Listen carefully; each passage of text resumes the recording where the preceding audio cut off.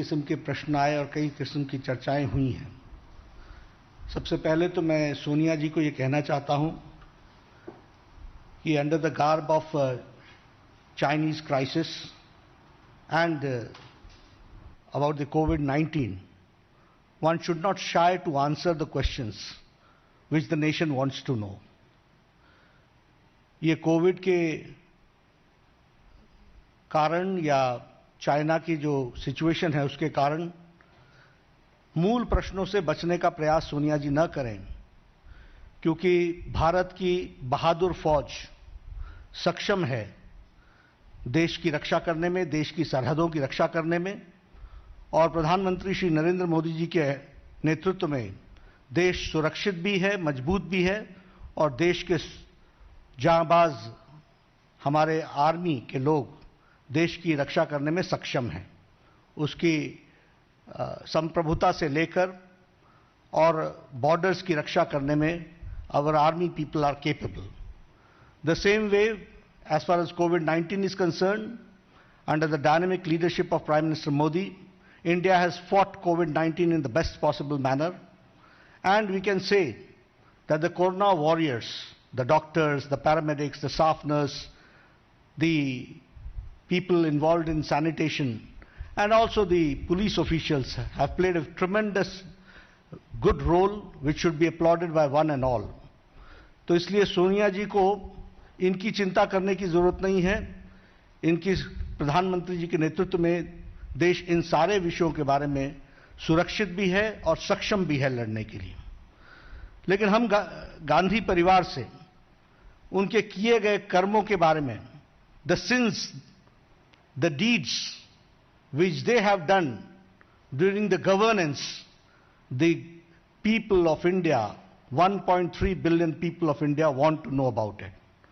130 करोड़ का देश जानना चाहता है कि आपने सत्ता में रहते हुए क्या क्या काम किया और किस तरीके से आपने देश के विश्वास के साथ विश्वासघात किया है, उसकी जानकारी देना चाहता है।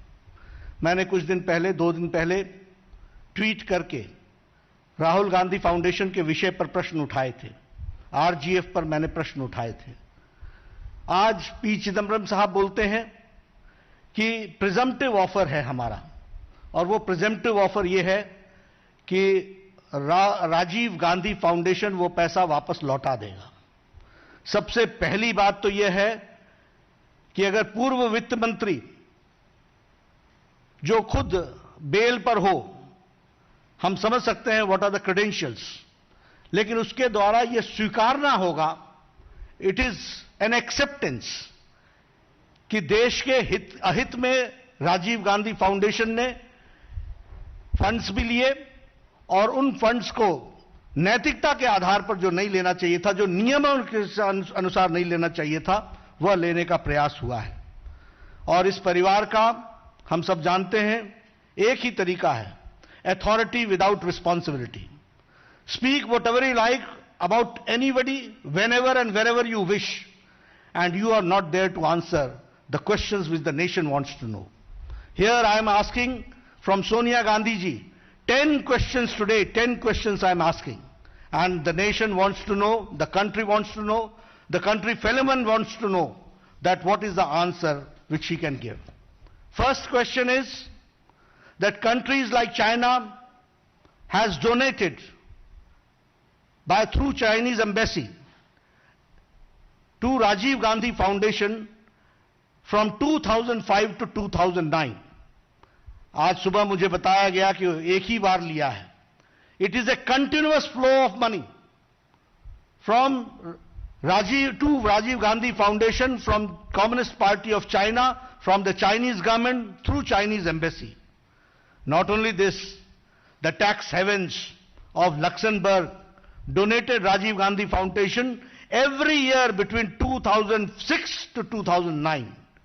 Now you can understand, Luxembourg, the tax havens, जहां हवाला में हवाला होता है, ऐसी जगह से राजीव गांधी फाउंडेशन को पैसा मिलना, यह किस बात को इंगित करता है? The same way, NGOs and companies who had deep commercial interests, they have donated money to Rajiv Gandhi Foundation. देश जानना चाहता है, first of all, it's a shame. It's a sacrifice of the national interest by accepting money from foreign powers in personal trust. This is what I would like to say straight and forward. That it is a shame sacrificing the national interest by accepting money from foreign powers in personal trust. And the country wants to know what conspired between Rajiv Gandhi Foundation and the government of Chinese embassy, government of China. This is the first question which I would like to raise. The second question is कि एक बहुत जल्दी थी. There was tremendous hurry to enter into the East Asia FTA, जिसको हमने बाद में RCEP के नाम से जाना, Regional Comprehensive Economic Partnership. What was the haste? What made Kamal Nath to commit that yes, we will be part of this East Asia FTA, in which China was also there? यह प्रश्न देश जानना चाहता है और यहीं पर नहीं रुकता है.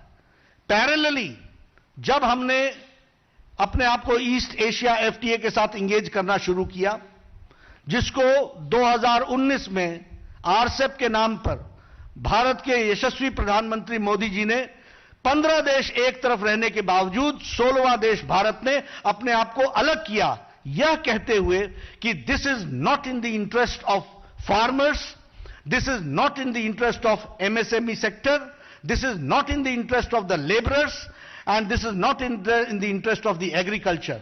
इसको ध्यान में रखते हुए मोदी जी ने इससे अपने आप को अलग किया.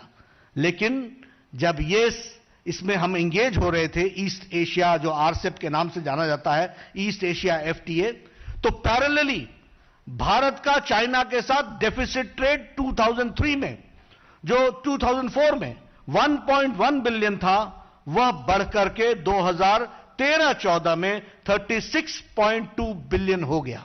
And this was a deep crisis and weakening of the Indian economy done during the UPA regime.